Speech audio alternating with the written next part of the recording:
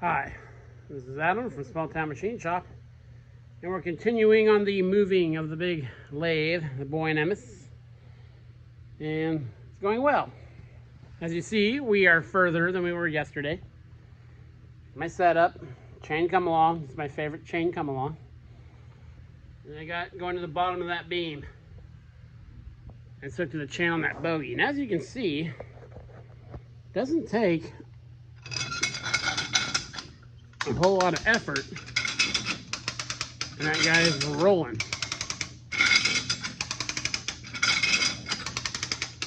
And if you have my shop's not big, it's not super small, but when you have limited space in a shop, this is kind of what you have to do. I got a lot of comments on yesterday's video about a forklift. I have been looking for a good forklift for about a year, and around here, because there's so many small farms and vegetable packing plants and stuff like that, they are astronomical.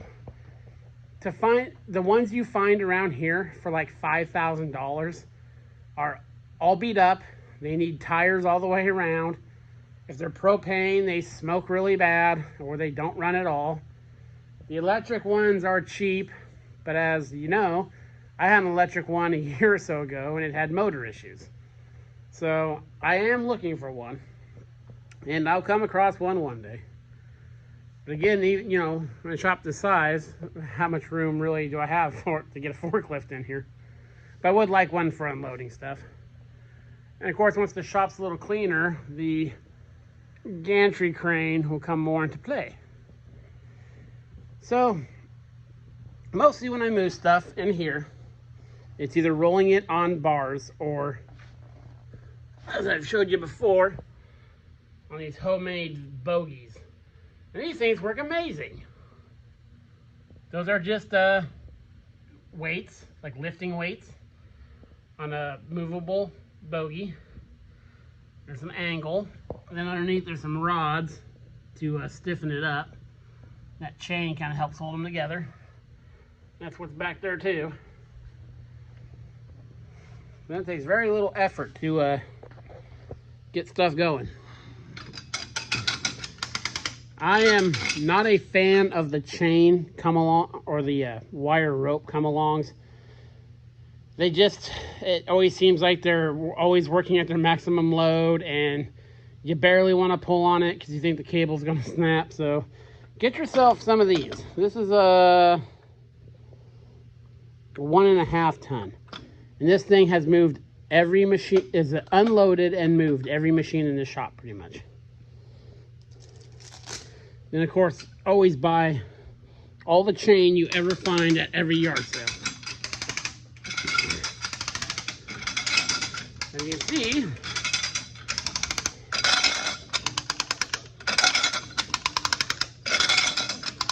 we're on the move. I'm sorry if that is super loud. So, a lot more. See if I can squeezy poo through here. And it's about 112 degrees in my shop right now, so it's not the funnest thing to be doing right now, but I gotta get this done. Because the floor part cleaned up. So now I have access to all this. I gotta move the big welder over here. She's gotta clean all this stuff up. Move this shaper and that shaper forward a bit and move the turret lathe. That way when I get the Saturday, I'm gonna go get that other shaper I found at the scrapyard. If it's still there, it should be. It was there today. They're gonna drop it right into the shop. And they're gonna take all three shapers and they're gonna be angled. I don't know which way yet. But they're gonna be angled because they have a pretty small footprint, so you can stagger them and have a lot of room. And already there's lots more room over here. Yeah, fine. A lot of stuff's going out to the shed. So more stuff to move. But the boye and emmes lathe is almost getting to position.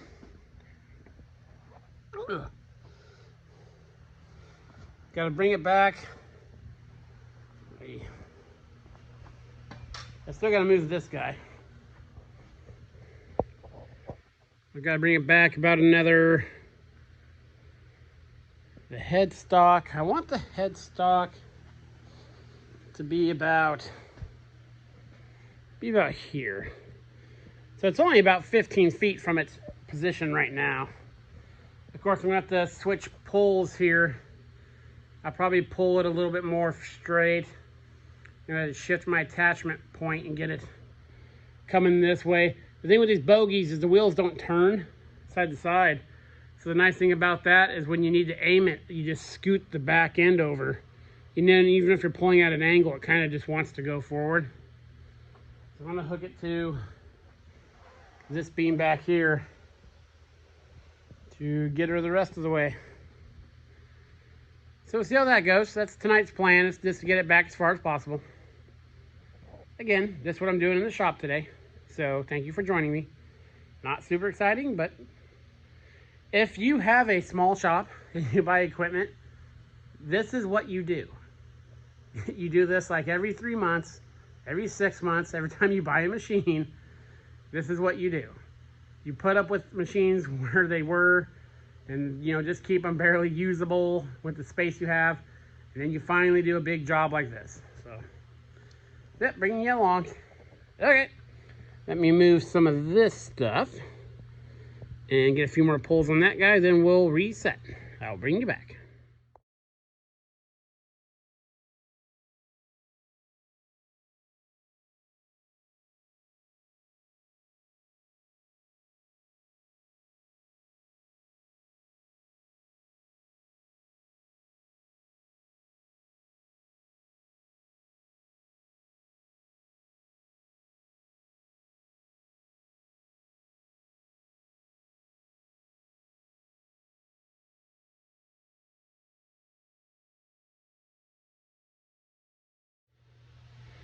Okay, we are within a few inches of being positioned. This will be good for today. Again, we have plenty of room between the surface grinder. I'm going to bring that other lathe back about the same. I'm going to shift the mill in just a bit. That way I can get my hydraulic 1,000-pound cart through here. And the big reed is going to get moved about 6 inches more this way. So that'll be plenty of room to get between them. Because remember, anything heavy, the gantry crane will span them. And with them being opposed like this, the carriage is way down there on that one. It'll be way up here on this one. So there'll be a good 5 foot between them, which is nice use of space.